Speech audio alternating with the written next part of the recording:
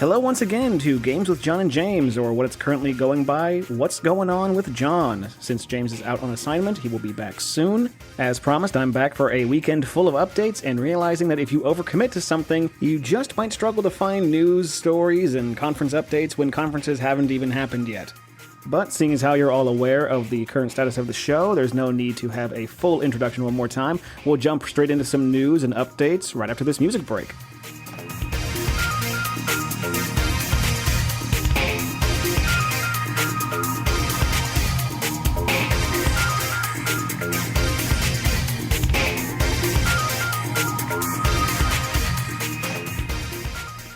Alright, we are in day 2 of our Summer Games Fest coverage. After combing through various news articles and skimming through the various directs and conferences and various YouTube trailers, I have aggregated a list of games that I'm personally excited for, or at least look interesting to me, as well as some Sonic the Hedgehog news. Because that friggin', I was gonna say fire train, but because dumpster fire wasn't really the thing I was going for, but just something about a hype train, but like a train going off the rails. Yeah, that's it. That's the perfect metaphor. With IGN first continuing their coverage of the game, they finally sat down with the head honcho of Sonic Team itself, Takeshi Iizuka, and he had some very interesting things to say about the development of this current Sonic game and various Sonic projects, and what they were actually trying to execute. In a direct quote regarding Sonic Frontiers' inspirations for its game design, "In Sonic Adventure we had adventure fields, which were smaller, open spaces, but even the techniques we used back then are helping us execute well on Sonic Frontiers. We would like to continue the Sonic Adventure series at some point." So the game is very much looking to its past to have some inspiration for its current state. And he went on to say, "We plan on releasing titles like Sonic Frontiers as something new that even our 3D veterans of Sonic will find new and exciting. Moving forward on a title-by-title basis, we will focus on these target audiences and deliver games for those fans." So that's good to hear. It seems that they actually take the time to consider what type of game they actually want to make. So as much as it's one of the things that you would want to do as a fan, and you only want really one thing from a franchise, like if you want a shooter game, you don't really want a puzzle game to come out of that franchise, I understand. But the fact that they actually take the time to look at what they actually want to make with Sonic and explore what it does, I appreciate that experimentation. There's something that, as someone who has tried to create things for the better part of their life on this planet, I believe in artists' rights, firmly. So, yeah, right on, Sonic Team. Keep playing around with your little blue hedgehog. That sounded very wrong. For all of that said about artists' rights, we also have some more discourse coming out of the whole Sonic Frontiers marketing debacle, where apparently there is word coming out of the show floor of the actual Summer Games Fest that they basically have bouncers guarding the Sonic Frontiers demo stations so that you can't get footage, and people are seeing that as reactionary, as if because there was such a negative reaction, or at least a mixed reaction, to the current Sonic Frontiers marketing that they actually put out. I don't think... This is just my opinion again. This is all stuff I'm just through here saying what other people have said about what other people have experienced. I don't think that's the case. I think they do want to keep some things under lock and key and just leave things as actual surprises. Now, to be fair, usually when you are marketing a video game, you want to get as much of that video game out into the public as possible so people get excited and tweet about it and stuff. Like the stuff I'm seeing with Street Fighter 6. There are people out there playing the game and sharing their fights and the intros and cool combos and just how the game looks even now in its early stages. But again, if this is just the choice that they're making, then that's the choice, so we gotta just deal with it. We have to remember that these companies and these artists and directors and all these people who are involved in this process are very selective of just what kind of messaging their game has, so there it is. And if they're freaking hiding a game that's terrible, at least they think is terrible, I don't think any developer actively thinks their game is terrible, but we've been led astray before, so we'll just see what happens.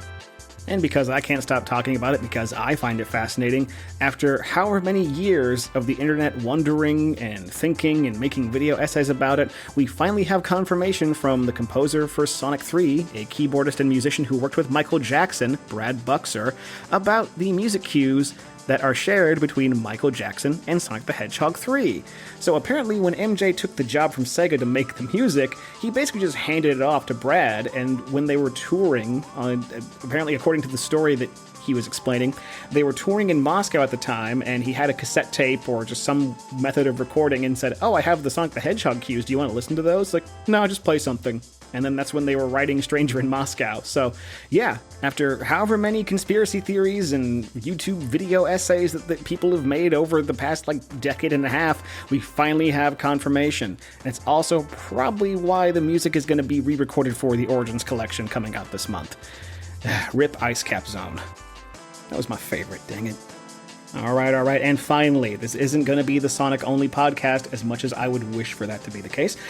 We have some honorable mentions of the various trailers that have come out since the start of Summer Games Fest. Some games we've already heard before, but still look amazing. Other ones are brand new, so if you have ones that don't make the list, feel free to let us know in the comments. Add us on Twitter, add us on Instagram, wherever you want, wherever modern podcasts are sold. Starting the list off right, we have Bear and Breakfast, a game that was announced a while ago, a game that was announced for the Switch a while ago, which looked like Stardew Valley / you're running a bed and breakfast, but you're also a bear. So, novel concept, cute art style, very much in that indie space when it comes to game design. I think it looks adorable, and I want to play it, so yeah, there's that. We also got a new announcement for a game called Lumberjack. Yes, 2 games in a row starring bears, where you're basically an eco-terrorist bear who can wear cool outfits and chop up an evil corporation. So, anti-capitalist, nature-loving bear with an axe? Yeah, I'm there. I'm there for it. As for another previously announced game, we have Neon White, which is coming out this month. The game where you are an assassin for God, and you use a card-based system to shoot demons, I think.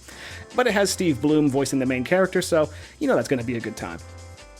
Now, this trailer actually blew me away at the Devolver Digital Showcase, The Plucky Squire, a game that opens up very much in that same vein of a very 2D, cutesy, indie art style, and then completely flips its script by going off into the real world and using things like the surfaces of cups and tables and flying across desk spaces to explore an outside world. Very unique concept, very cool looking. I'm excited to play it. Now, it's not all shooters and platformers for me. I saw the trailer for, what's it called again? Freshly Frosted. And as much as I love donuts, having a game completely focused on donut making, that sounds like fun. From the trailer, it's basically you set up a game kind of like Pipe Dreams, or you play like a Pipe Dreams puzzle to make a donut factory conveyor belt system.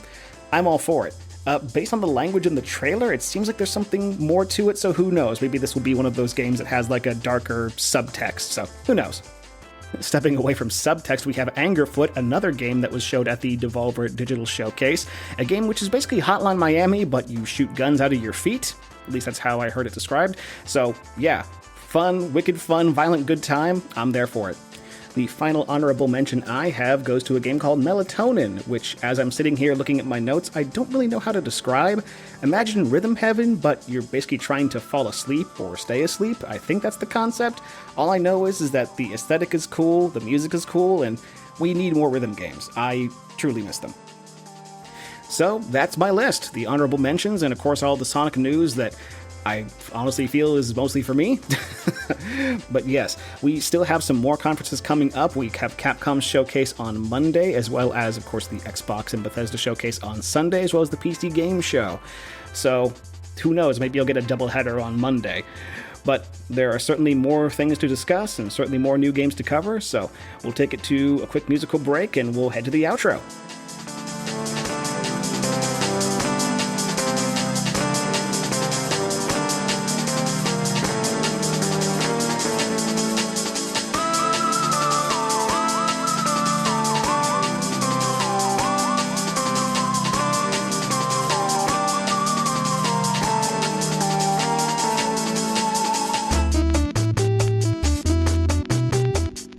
It's time once again for the wrap-up, and not a whole lot has changed over the past 24 hours since I sat down to record a new episode.